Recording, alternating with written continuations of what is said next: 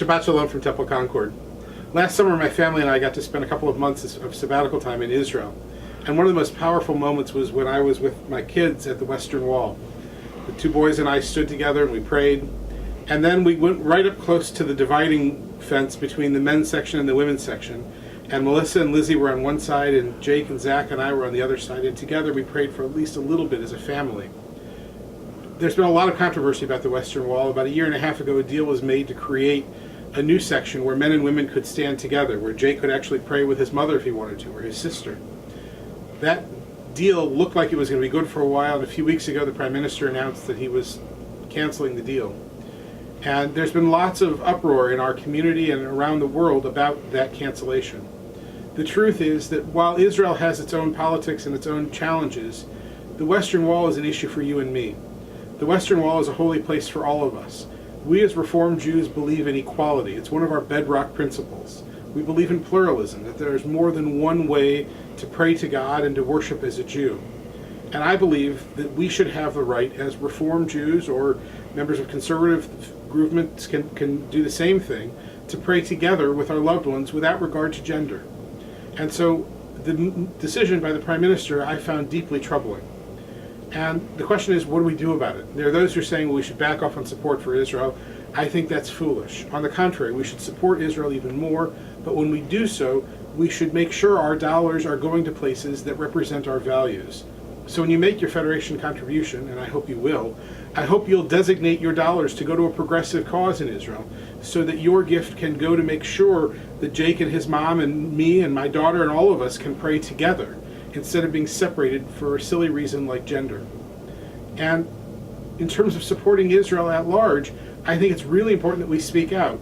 The cause of a Jewish state is still central to who we are as Reformed Jews and as human beings. And so while we may disagree with this one decision of the government, it doesn't mean we reject the whole country or the whole enterprise. Just as we might not agree with one particular decision of our government, or we might not agree with a particular leader in our government, but we still find ourselves as Americans wanting to do best for our country. And so I hope that you will continue to support Israel. If you haven't supported Israel, I hope you'll start. And I hope when you do so, you'll do things to help pursue our goals, our dreams as Reformed Jews that include equality and include pluralism. There is nothing more powerful than standing with your loved ones at the Western Wall.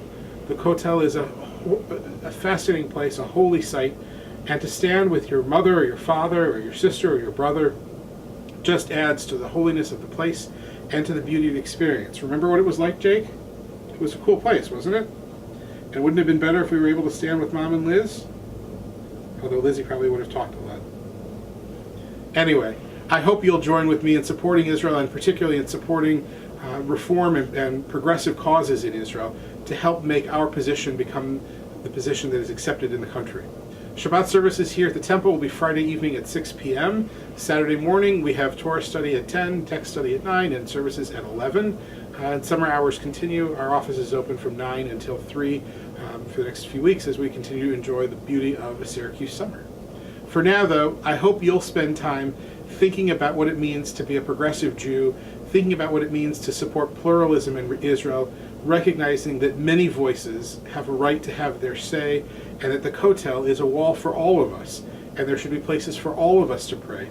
We can have separate sections and we can have joint sections. There's room for everybody. We have to include everybody. And that means we Reformed Jews need to speak out and pursue a section that will be based on our values of equality and pluralism. Shabbat Shalom for now. Look forward to seeing you at the temple.